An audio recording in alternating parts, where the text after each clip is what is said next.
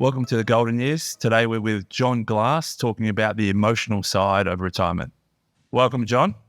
Thank you very much. Good to be with both of you. It's probably worth talking about why we're focused on retirement. We've seen, I think, the more and more you look at the industry, it seems like the industry is very good at dealing with people accumulating capital and investing it while they're contributing. But when you get to that retirement point, it almost switches off. You leave your work, your super fund turns into a pension fund, and no one helps you guide you through that process. So something we found in, 40 years of experience between the two of us? Sure. Is that it requires a completely different approach to not only investing, but to dealing with the financial and mental parts of retirement as well. So that's the main aim of bringing Jon into this. And in terms of Waddle and why retirement, it's kind of like if you go to see a doctor, if you see someone else, you want someone who's specialising in a certain area, not trying to be everything to everyone. Jon Glass, we've known each other for 20 years. You've done many things and now you're a retirement coach.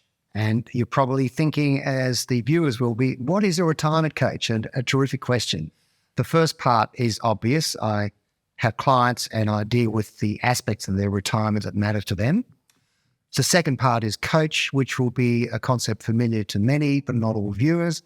A coach, in my language, is someone who sits with a client and listens very carefully to their story and whose sole function is to promote a good discussion through asking pertinent, relevant questions. And then in my case, being 71, taking copious notes because I'm likely to forget what was said later. So I know you from purely investments for the last 20 years. So how did you get into retirement coaching? Yeah. Which the majority of retirement coaching that you do is non-investment. Correct. And the catalyst for that was when I left full-time work and went through the process myself. I guess I could say I was my own retirement coach. Yep. What do I do now? And there was no obvious answer. And there were no retirement coaches I could go to that I was even aware of. So I thought I need to learn about this more. I took some diplomas in counselling and coaching, and then started to take on clients and learn my craft, which I think can be seen very clearly in terms of my 3-pillar approach to this matter. You guys are dealing with the finance. Yeah. I hardly touch that. In fact, I don't touch it in talking to clients as long as they can pay my bills. Yeah, sure. The middle one is health. And this actually brings forward one of the really important things about retirement. When you're working full time, and I know this from my own life, you have all sorts of excuses to not look after your health the way you should. I can't go to the gym today and I'm too tired to go running. You don't always excuses because you're so busy. Those excuses evaporate at the point at which you retire. So you have to take your health seriously, which obviously has the two aspects of having doctors and going to the gym or whatever is the equivalent for you. Is there a level of guilt that comes with that when you enter retirement that even higher? I mean, I probably have too much guilt about not exercising. Well, the good thing is you can remediate that with a healthy approach to later life, but your point is a good one. So just moving forward, the third pillar, of course, is what I call the emotional side of retirement. Yep. And this is really not understood in our society.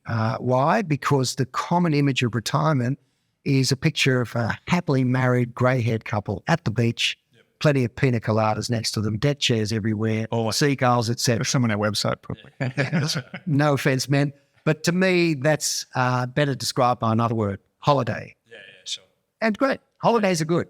But 30 years, what I call the 10,000 days of retirement, I don't think that sitting on the beach is well adapted to fulfilling a good retirement for a person. It's really interesting that we strive for retirement from the day you start in your career. You're working towards retirement, but retirement is so long. You said 10,000 days, so 30 odd years. Yeah. But, and we see it a lot with our clients, they're so excited to get to retirement. It typically means a holiday, typically means a full drive and a caravan. But then what happens? And, in our experience, we've had clients that are retired once, clients twice, 3 times. Yeah. And that would be all about not essentially understanding what retirement is, what's the emotional element of retirement. And, they've kind of done it by themselves because they've learned a little bit each time as they go back. But, it is an area that we need to focus on. So there's that problem with, your entire life, you're encouraged to see your wealth going up or trying to save more, constantly saving more. And then all of a sudden, it's the complete opposite. And I'm dealing with that emotional stress that you have a finite amount of capital now. How long is it going to last? Yeah. Is that, you find that, I know you don't do investment side, is that one of the biggest stresses that retirees have? It is indeed. And of course, it arrives at my front doorstep as a problem that's typically been solved by a financial planner in the first place. So, but you're right to... Solved or worsened somewhere. Yes, maybe. And that leads me to something, I hope you don't mind, but I was remembering, God knows how, a quote from Shakespeare over my coffee this morning. And I want to adapt what Shakespeare says. There's something I don't do. Quote. We don't read it. Yeah, well, you have time once you retire. He was talking about greatness. I think it's Julius Caesar. So I want to adapt it to retirement greatness. Yep. And I want to say, in parallel to William, some people are born to retirement greatness. Some people achieve retirement greatness. Those are my clients. Sure. And some people have retirement greatness thrust upon them. Yeah. I'm still trying to work out what that might mean, but that's interesting. It could be redundancy, for example. Sure. I'm not quite sure what it means to be born to retirement greatness, but I'm very happy to concede that a hell of a lot of people retire and have a happy retirement. Sure. They lead a coach. They've got it worked out with themselves and their family. That's all good. But the punchline to Shakespeare, I had to check this on the internet, is that he died age 52. So he never got to achieve the retirement greatness that he sorely deserved. Yeah. I mean, it would be a lot easier if we actually knew how long we're going to last too, wouldn't it? If you could plan out your retirement and say, well, it kind of was retirement 15, 20, 25 years ago where most people retired and they knew they had 10 years. Where now you've got 30 years, but you just don't know. Yeah. So it's this kind of period of, I could, fall off the perch tomorrow. I could be 95 or 96. So I've heard you speak before, John, and I want you to speak about purpose in retirement and how do you find your purpose? And to me, that's the essence, the service that I deliver. And I think it is the way to have a fulfilling retirement. It's understanding through either self-investigation or the use of a coach. I'm not necessarily promoting retirement coaching. What lies deep down inside your psyche that will guide you towards the best retirement for you? Because let me be clear, there is no universal retirement. We've already disparaged the deck chairs at the beach. Yeah. There are retirements that one form may be suitable for this person and another for another person, and that's all good. But how do you find out what is your appropriate retirement strategy? The answer is by understanding your purpose and meaning, and that gets right down at the bottom of your personality. So I'll give a concrete example. Are you the kind of person who, having worked for 4 decades in some sort of career, now feels a need to give back to society? If that's a deep need, because I don't think anyone should be told, okay, you need to give back to society.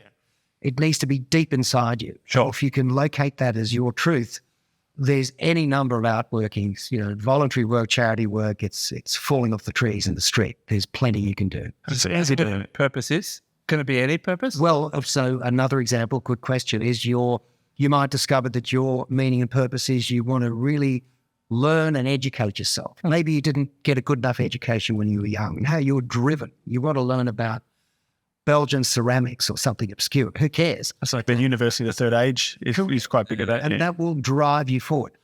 Another example is, because I think this applies to such a large portion of the population, in becoming a grandparent, that might be very important to you. Yep. And so if that's your meaning and purpose, well, there's endless work you can do in that regard. And as a side note to that, I'm becoming increasingly aware that a lot of grandparents are what I call long-distance grandparents. It's so common now to have a family that's either spread across Australia or spread across the globe. So that needs its own consideration. It's easy to have things thrust upon you in retirement too, isn't it? Like we meet clients and families all the time where they're busier retired than they were beforehand, and it's whether it's not necessarily taken advantage, but you end up feeling is that a big part of that kind of coaching? Is it saying no occasionally? Yeah, that's so prevalent in my client base that I've coined my own acronym, not yet trademarked, BINAN, BINAN. Busy is not always meaningful. It's easy to become busy, but it's to your question, is that busyness deeply rooted in your meaning and purpose? It's then that you'll have a fulfilling retirement. And to come back to your longevity question, of course, I'm dealing with people, I should be clear, who are pre-retirement or just recently into retirement. Yep. What happens 20, 30 years out? Well, none of my clients have come back to me yet. It is of less interest. I'm trying to help them launch the boat. Yeah. And after that, they should be able to take care of themselves. So emotionally, that purpose in the first few years is really important. Yeah. I assume the purpose changes over that journey as well, but we're really talking about a life transition where you had purpose, and the purpose is bring up your children, have a career. That's all evaporated. Save for retirement. It's almost a purpose. Yeah.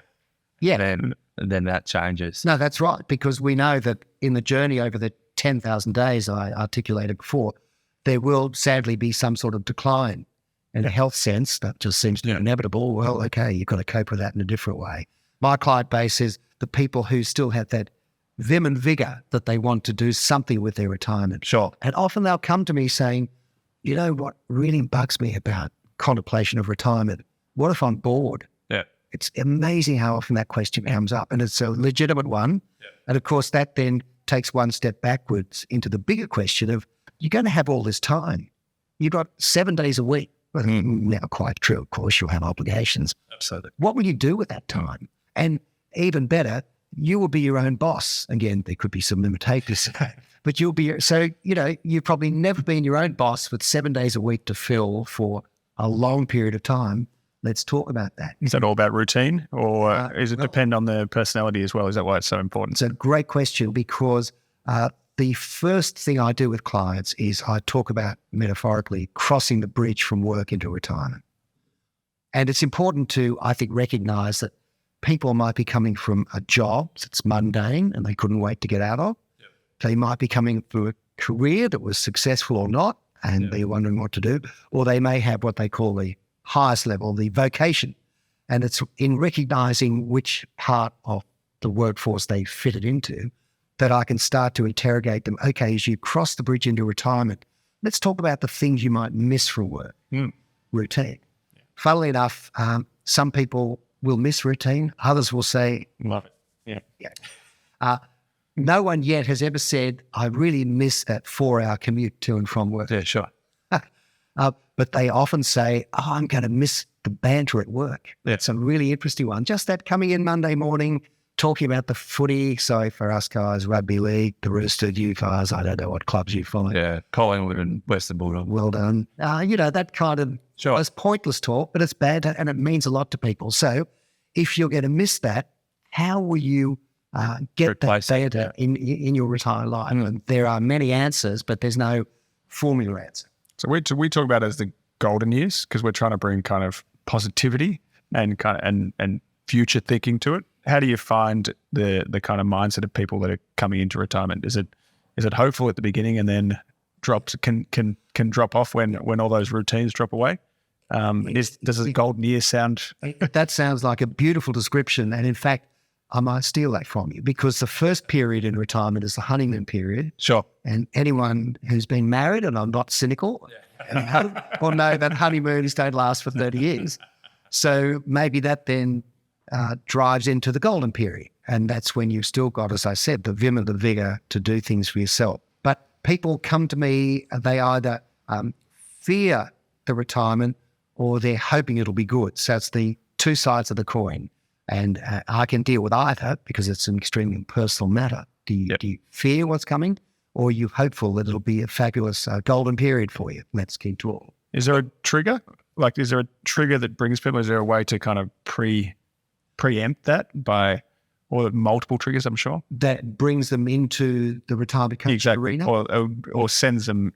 Yeah, I think it's the growing awareness in our community that this is a matter that does deserve consideration. Yeah. That wasn't there 10 years ago, wasn't there 30 years ago with the gold watch and the drop dead from a heart attack a year later.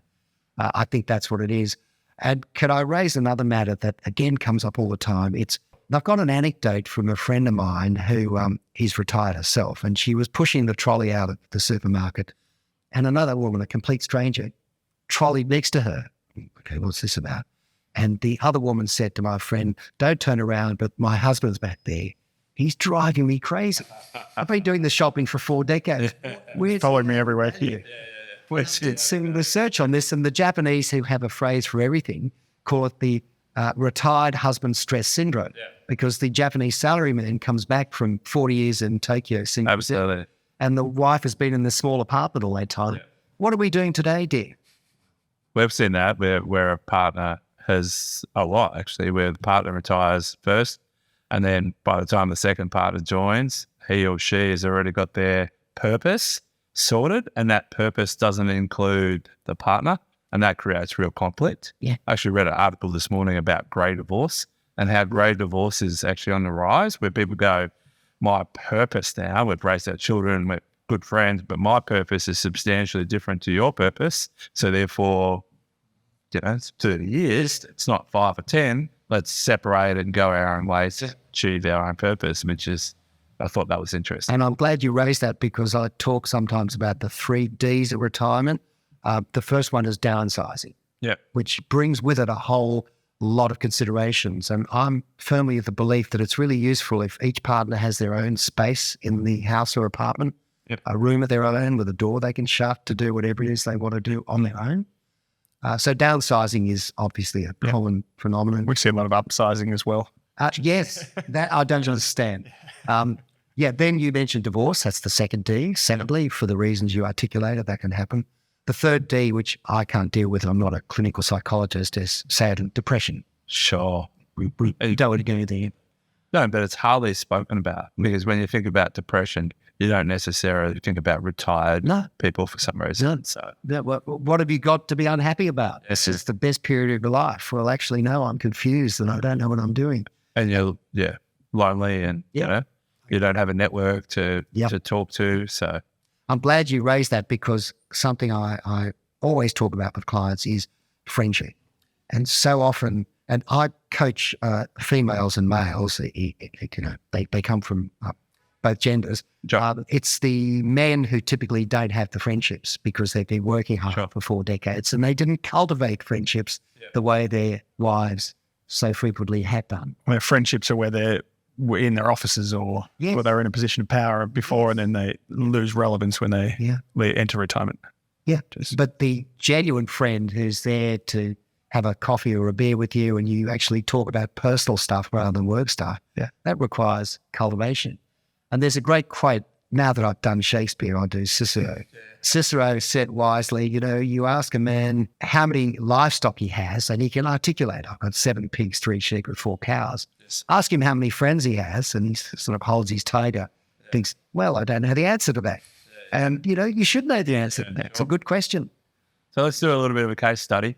A couple of 55, 56, thinking about retirement in 5 years. Is that when you start thinking about your purpose and what it might look like? And where do you start? Obviously, you as a coach, there's other coaches around, but is there books you would recommend you could read? I think you published a book. Yes, I did, Finding Joy in Retirement. There is some literature, but again, as a reflection of the fact that this is not really an established profession, there aren't a lot of books. Okay. There's a lot on finance and investments. Sure, yes. So there's going to be a bookshop in there. That'd be great. And there's any number of How to Make a Million. How to Make a Million, or How to Find the Ideal Love Life, that kind of stuff. But yes, emotional retirement, and health, of course, we need books on that. No, there's not a lot of books. There's not a lot of resources. It's sort of scattered around the internet. So if you look hard enough, you can find some stuff. Okay. But I wouldn't say it's cool. Have you read Jay Shetty? Have you heard of? It's super interesting, which is completely mindset driven. I think he spent 8 years as a monk and then came back into the real world to help people find purpose and meaning in their life, not just in retirement. So that's so much as a kind of corporates as well. What's your why? It's the same. So that's related, is what you're saying. Yeah, I think so. Yeah. So couple 55, Yeah.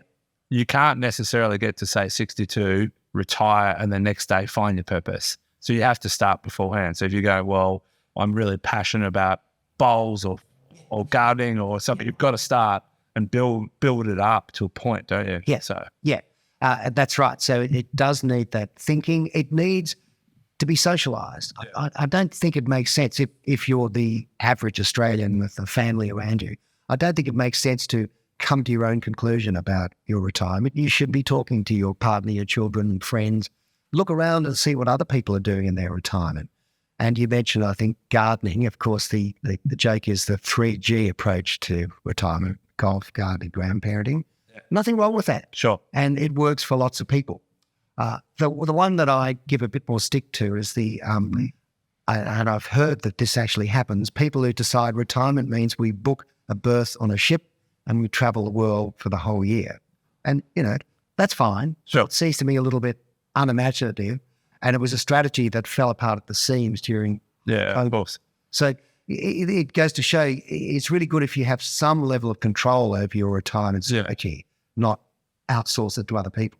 And when you're working with these kind of couples, is there goal setting that comes into it? Is it trying to find achievable, answers or outcomes? Absolutely. So it's often very useful to have one session where both are present. Yep. Because you get different perspectives, and sometimes there's even a bubble of argumentation between them, which is the same as in our meetings. But I coach one-on-one, and so the aim is to go through my process, the 4M process. I talked about missing as you cross the bridge to retirement. I talk about measuring. How do you feel about all the empty space on the other side? Does that make you freak out, or do you see that as an opportunity? Or, empty calendar, what does that look like? You've had a full calendar on your life, now it's empty. The absolute bedrock is meaning, we talked about. To your point, I call it mastery. That's where I help them, and it's only help, to set some goals. You're going to work at this charity. You're going to go back to this university at the third age. You're going to be more attentive to the 3 friends you lost contact with and find them on Facebook after 10 years, that sort of stuff. And I get them to write it out and then have a timetable. When are you starting? What could get in your way? Who can help you? When will you finish this goal? And then having filled out that matrix, I say, good, it's up to you. Work it through. You're an adult. You can do this on your own. You don't need my help. Yeah, so the service you provide is really kind of intensive service, is it? So 6 or 8 weeks? Yes, it's 6 sessions of 1 hour each. Okay, yep. It can go quite deep. Yeah. Because I've got to know their background. Sure. I don't need to help them work out why they didn't have a good relationship with mum or dad, but I need to know if they did or didn't have a good relationship with mum or dad, because a good starting question is, okay, go back to when you were 6, 8 or 10. What did you love doing? I loved doing woodwork with my grandfather, or I loved it when mum read books to me, whatever it was. Yeah. That's opening their hearts to what they might return to.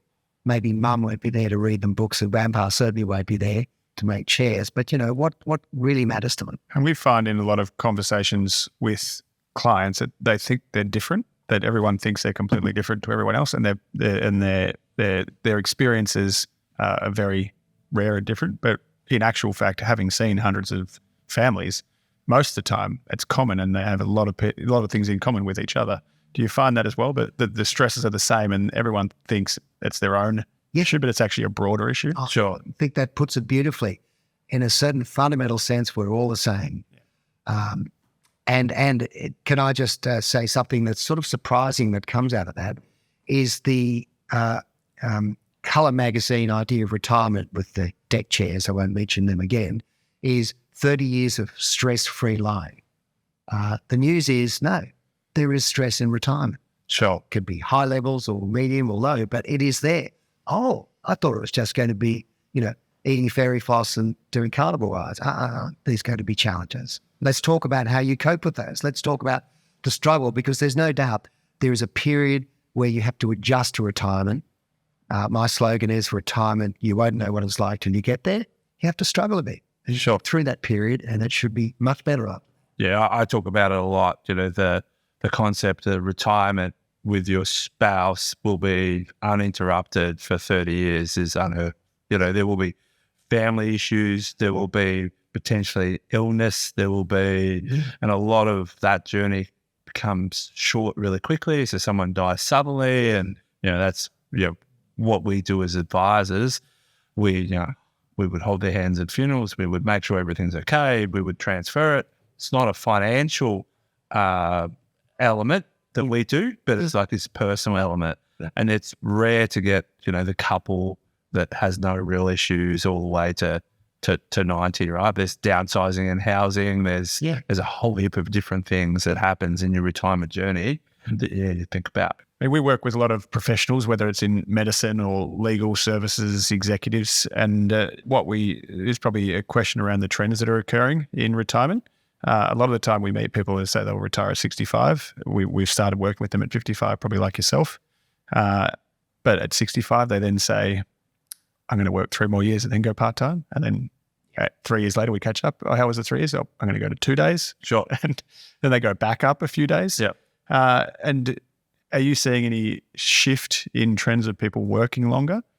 Is it being driven by purpose and relevance or money? Is there anything, probably a question for both? Well, I think financial insecurity is going to be a supporting pillar of that kind of behaviour of stepping down and stepping back up again. Yeah. So that's a money matter. But I think also that might disguise in some cases that the person hasn't really engaged with who they want to be once they retire. So they're going back to the safe shelter of work, just as I call it the pine box mentality. Some people never retire. They'll be taken out in a pine box. Sure. Other people are either made redundant or retrenched or decide voluntarily to call it quits. So how that all fits in a mix of progress over time, I can't say. But if you'll permit me to add something to it, a critically important factor is identity. Work gives identity. Absolutely. Whatever your job was, you've got an identity. It may be very high status or medium status or low status. Still got identity. Yep. How are you going to, when you cross the bridge into retirement, I ask people, how are you going to recreate that in some way, shape or form? Because as I've learned from some clients, what they really fear is that they get to retirement and they'll look around and their identity will be unclear and they'll face the fundamental question, am I still an interesting person? Which is a great question to ask. Am I still? It was really interesting when I did this job 10 years ago. Sure. People love to hear about what I did. I would entertain them at dinner parties, but now I'm just a retired guy. Do I call myself retired? Is that on my business card? Big issue and one that needs to be addressed fully and thoroughly. I think trends for me would be around constant improvement and thinking around wellness, and even the way that we get new clients. If we think about what I talked about 20 years ago to a client that wanted to come on board around retirement, we would spend an hour talking about modern portfolio theory and investments and going deep. But now it's probably 10 minutes of the hour conversation, and it's trying to frame retirement. Do they have enough? What's the income stream versus the individual investments? Now, what are you going to do with your time? What's your personal? And we have 3 stages of retirement. It's got there's actually 9, but 3 in each. And we actively encourage the first third and make sure people enjoy it. And you typically need more income in that first third than you do in the second and the third, and try to then warn them around what happens in the second and third, because people don't necessarily talk about the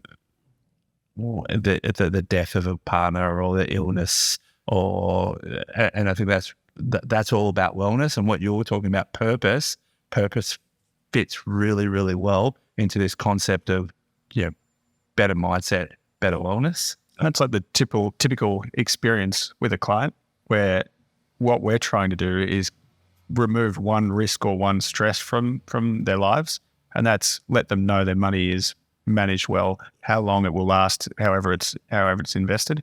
And it evolves. Our relationships with clients might be very investment and financial driven in the first 1 or 2 years. Most of our clients stay with us we've had clients since I've been in the industry, so 18 years.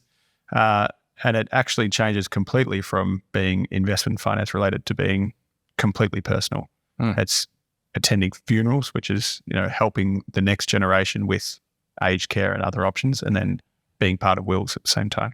So what I'm hearing from you is that part of the service you offer is a reduction of uncertainty. Yeah. Trying to help people deal with it and maybe minimize it, which comes back to my earlier point about health. You've now got the time in retirement to really take your health seriously, and one hopes reduce that uncertainty as best you can. Just sort of physical training for retirees as well. It's part of our this morning. Thank you, John. Thank you for your time. We could talk for hours. I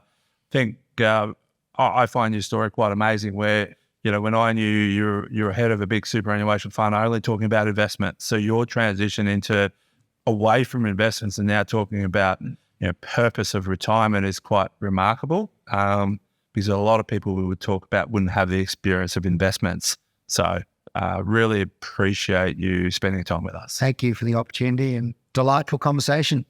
Thank you. Thanks, mate.